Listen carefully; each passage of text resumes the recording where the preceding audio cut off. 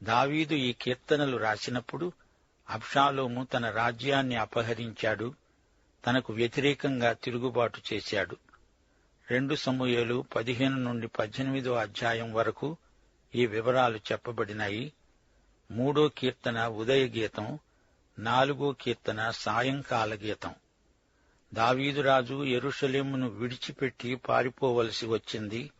తన కుమారుడైన అబ్షాలోమే తనకు కీడు తలపెట్టాడు. ఎంతో ఆశాభంగం చెందినవాడై దావీదు తన ప్రజలను, తన రాజ్యాన్ని విడిచి దూరంగా పారిపోయాడు. మానసికంగా ఎంతో వ్యధ చెందాడు. దావీదు పాదచారిగా నడిచి వెళ్లుతూ ఉంటే శత్రువొకడు షిమ్మీ అనేవాడు ప్రక్కనే ఉండి దావీదును దూషిస్తున్నాడు. దావీదు అనుచరుడు అబీషై అన్నాడు, రాజా, ఈ శత్రువును ఒక్క దెబ్బతో హతం చేస్తా. కాని దావీదు అతణ్ణి వారించాడు. అబీషై, అలా చేయకూడదు, నాతాను ప్రవక్త చెప్పాడు గదా, నీ ఇంటివారి మూలంగానే నీకు అపాయం ప్రాప్తిస్తుంది. అదే జరిగింది. దావీదు పాపం చేస్తే దేవుడు క్షమించాడు నిజమేగాని దాని ఫలితం అనుభవించక తప్పదు. తన కుమారుడే తన మీద తిరుగుబాటు చేస్తున్నాడు. కొందరు అబ్షాలోము పక్షమయ్యారు. అబ్షాలోము గొప్ప రాజకీయ నాయకుడు. ప్రజలకు ఎన్నెన్నో వాగ్దానాలు చేస్తాడు, వాటిలో ఒక్కటీ నెరవేర్చలేడు. అందుకే అతణ్ణి రాజకీయవేత్త అంటారు. అదే సమయంలో దావీదును చాలామంది విడిచిపెట్టి వెళ్లిపోయారు. దావీదు కన్నీరు విడుస్తూ పాదయాత్ర చేస్తూ వెళ్లాడు.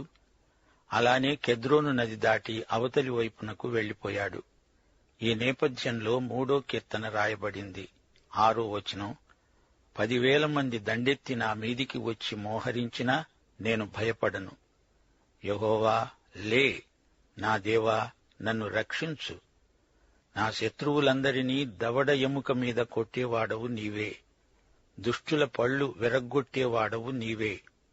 రక్షణ యెహోవాది, నీ ప్రజల మీదికి నీ ఆశీర్వాదము వచ్చునుగాక.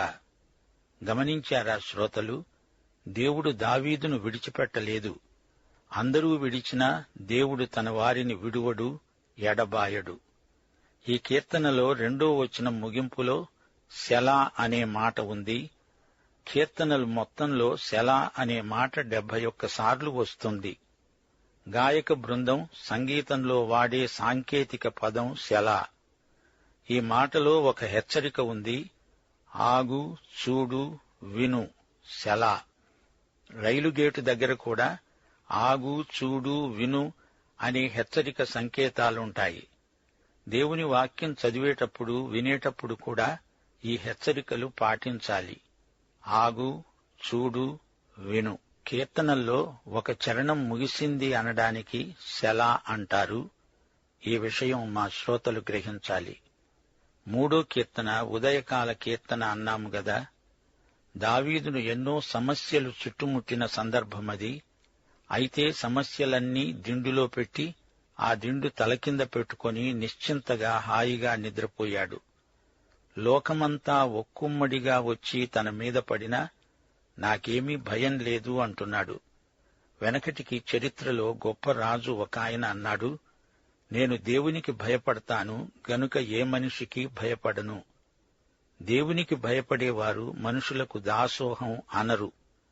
మనుషుల ఎదుట ముఖస్తుతి చేసేవారు ఈ రోజుల్లో ఎక్కువగానే ఉన్నారనిపిస్తుంది. ఇచ్చకపు మాటలు చెబుతూ తమకు ఏదైనా ప్రయోజనం కలుగుతుందేమో అని పడిగాపులు పడేవారున్నారు. దేవుడంటే భయమున్న వారికి మనుషుల ఎదుట ధైర్యం కలుగుతుంది. దావీదుకు దేవుడంటే ఎంతో భయము, భక్తి. దవడ మీద కొడితే పళ్ళు రాలతాయి. దవడ మీది దెబ్బ ఎంతో బాధకరమైనది. భక్తిహీనుల దవడ పళ్ళు రాలగొడతాడు దేవుడు. దావీదు మీదికి వారు ఎగబడి వస్తుంటే దేవుడు రానియ్యడు. రక్షణ యెహోవాది, రక్షణ దేవునిది, అనగా దేవుడే రక్షణకర్త. రక్షణ అనేది దేవుడు విశ్వాసులకు ఇచ్చే వరం. దేవుని ప్రజలపై ఆశీర్వాదము నిలిచి ఉంటుంది. ఈ కీర్తనలోని చివరి వచనం ఆశీర్వచనం. ఈ కీర్తనలో దావీదు దేవుణ్ణి గురించి అన్నాడు, యెహోవా నా కేడెము, నా డాలు. ఎఫెసీ పత్రిక 6వ అధ్యాయం 16వ వచనంలో పౌలన్నాడు, విశ్వాసమనే డాలు పట్టుకోండి, దానితో మీరు దుష్టుడి అగ్నిబాణాలను అన్నిటినీ ఆర్పడానికి శక్తిమంతులవుతారు. దావీదు గొప్ప యుద్ధవీరుడు. డాలును ఎలా వాడాలో అతనికి బాగా తెలుసు. దేవుడే దావీదుకు అతిశయ కారణం. దేవుని మహిమ ఇశ్రాయేలు జాతిపై నిలిచింది, ప్రసరించింది. దేవుని ప్రజల మధ్య ఆయన మహిమ నిలిచి ఉంటుంది. అది దేవుని సన్నిధి. ఈ రోజుల్లో విశ్వాసులు దేవుని సన్నిధిని, ఆయన మహిమను క్రీస్తునందు అనుభవించగలుగుతున్నారు. దేవుడు ఒక వాస్తవమైన సన్నిధి. దావీదు తలెత్తుకొని తిరుగుతున్నాడంటే అది దేవుని కృపే. దేవుడు దావీదుకు ఆశీర్వాదము, మహిమ, రాజ్యము, ఘనత అనుగ్రహించాడు. దేవుడు మనకు తలెత్తుకుని తిరగడానికి ఘనతను ప్రసాదించాడు. దేవునికి స్తోత్రం. ఈ 3వ కీర్తన గొప్ప సంకీర్తన. ఇప్పుడు 4వ కీర్తన వినండి. ఇది సాయంకాల కీర్తన, ధ్యానగీతం. మనుష్య కుమారుని మనవి, ఆయన నామమున మనవి చేసే వారి విషయం ఇందులో గానం చేయబడింది. 1 నుండి 3వ వచనం వరకు ఒక ఆక్రందన ఉన్నది. నా నీతికి ఆధారమైన దేవా, నేను మొర్రపెట్టునప్పుడు నాకు ఉత్తరమియ్యి. ఇరుకులో విశాలత కలుగజేసిన వాడవు నీవే. నన్ను కరుణించి నా ప్రార్థనను అంగీకరించు. నరులారా, ఎంతకాలము నా గౌరవమును అవమానముగా మారుస్తారు?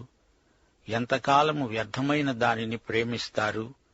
ఎంతకాలము అబద్ధమైన వాటిని వెదుకుతారు? యెహోవా తన భక్తులను తనకు ఏర్పరచుకుంటున్నాడని తెలుసుకొనండి. నేను యెహోవాకు మొర్రపెట్టగా ఆయన ఆలకిస్తాడు.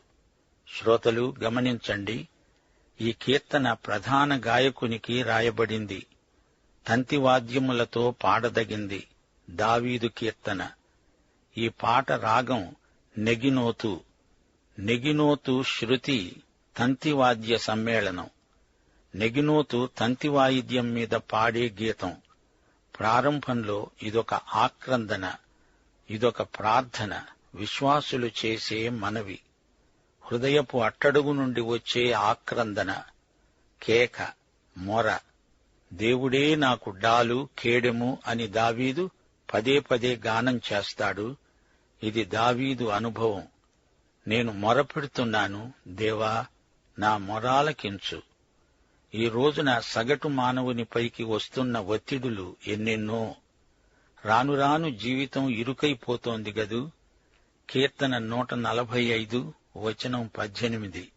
తనకు మొర్రపెట్టు వారికందరికీ, తనకు నిజముగా మొర్రపెట్టే వారికందరికీ యెహోవా సమీపముగా ఉన్నాడు. కీర్తన 50 వచనం 15. ఆపత్కాలమున నీవు నన్ను గూర్చి మొర్రపెట్టు, నేను నిన్ను విడిపిస్తాను, నీవు నన్ను మహిమపరుస్తావు. యెషయా గ్రంథం 65వ అధ్యాయం 24వ వచనం.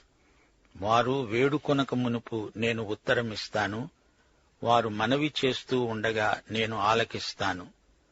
అలాగే కీర్తన 18 వచనం 6. ఇది వ్యక్తిగతమైనది. నా శ్రమలో నేను యెహోవాకు మొర్రపెట్టాను, నా దేవునికి ప్రార్థన చేశాను. ఆయన తన ఆలయములో ఆలకించి నా ప్రార్థనను అంగీకరించాడు. నా మొర్ర ఆయన సన్నిధిని చేరి ఆయన చెవులలో జొచ్చింది.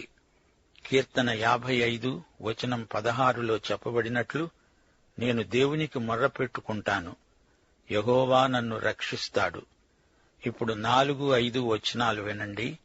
దేవుడు తన బిడ్డలను సరిదిద్దుతున్నాడు, చక్కపరుస్తున్నాడు.